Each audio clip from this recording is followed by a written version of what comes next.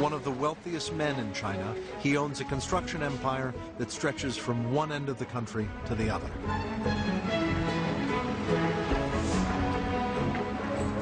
Currently, he is redeveloping 5 entire blocks of downtown Shanghai, offering not Chinese, but new Western styles of design and living.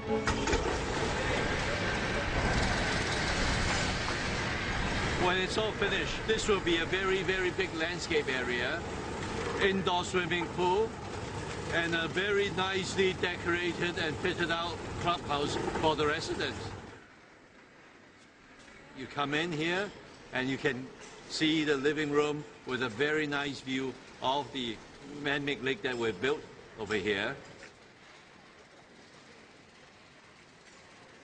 On that side is Copper Avenue, where the top grade A offices will be built. And there is Xintiandi. Xintiandi is Vincent's favorite development.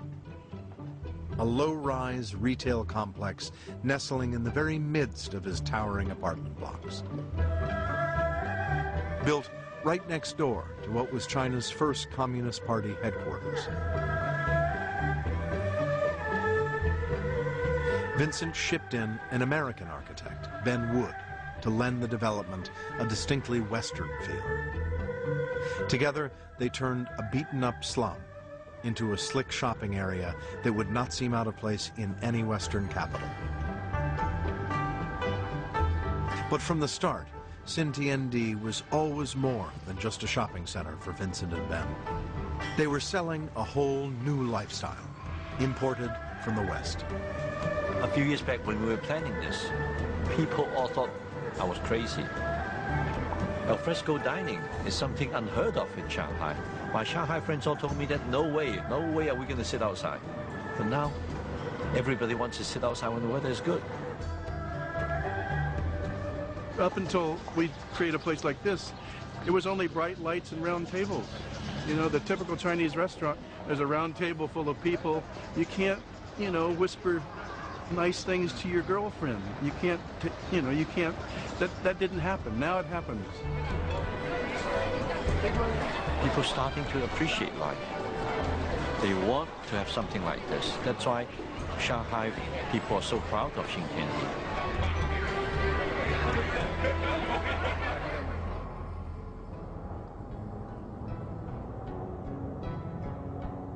But high above Xintiandi's teeming restaurants and bars, window cleaner Sun Feng is still hard at work. Many of Shanghai's companies demand that their windows are cleaned at night to avoid disturbing their staff in the working day.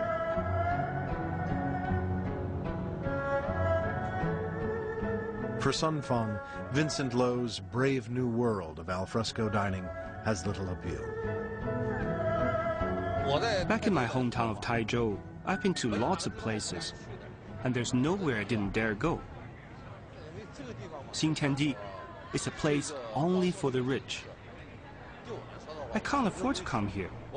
I cannot buy anything here. This bottle of beer costs 40 yuan here. I could buy one myself in a corner shop for just 2. Here it is 10, even 20 times the price. For Sun Feng, like millions of others, Shanghai's glittering lights promised wealth and success. But he is increasingly unconvinced by the new world that he has found here. The typical Chinese way of life is very simple. A plate of vegetables, a bowl of soup, and a helping of rice. That's enough for me.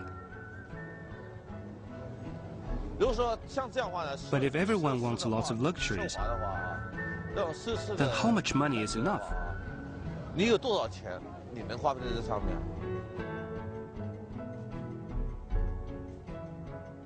I think that if China continues to develop in this way, we will lose our simple way of life.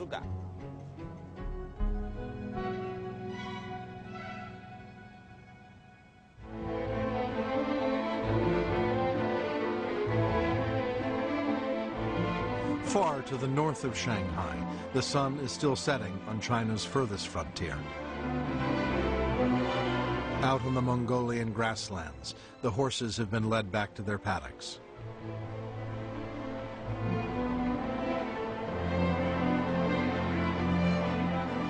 Traditional nomads' tents are being put up for the night. Hua Hen and his family are preparing a feast of freshly slaughtered lamb, cooked on an open fire.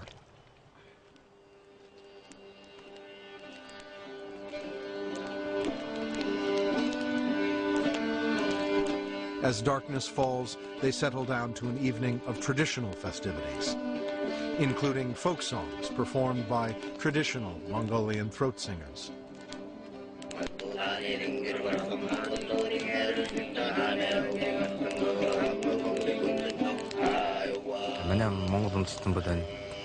We Mongolians are fun-loving people.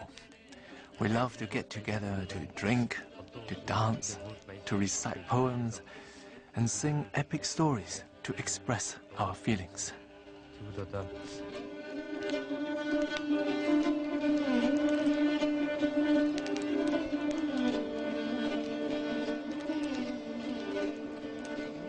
As the Mongolian moonshine begins to flow, Hua Hen airs his feelings about the tide of change that is sweeping across China.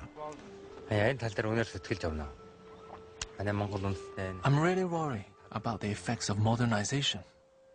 If one day our pastures are replaced by city, or worse, are mined, I would be totally devastated.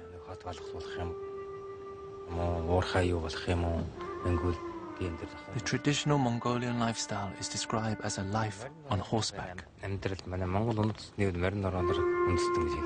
We should continue that traditional life and never abandon it.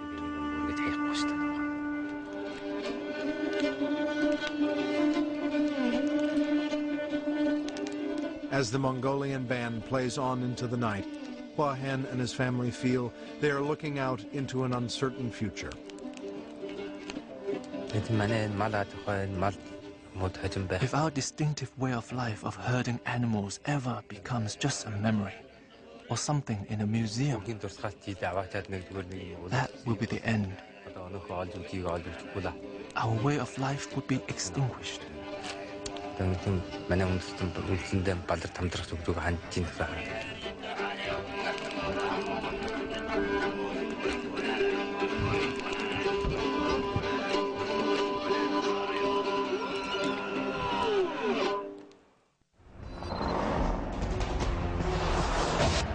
All across China, the pace of change is being felt.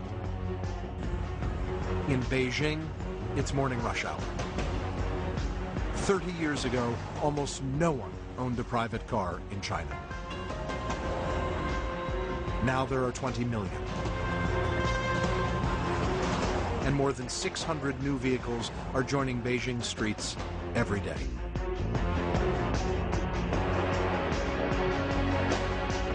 By the time of the Olympic Games in 2008, the number of cars in Beijing is expected to top 3 million. And 200 miles of new road are being laid to prepare for the expected flood of visitors.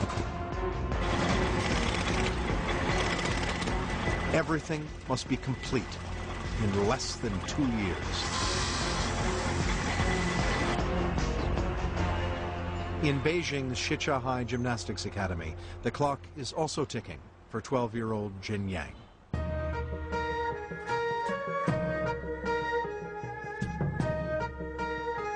Six days a week, 6 hours a day, she is in training. Her goal? To win a place on China's Olympic gymnastics squad.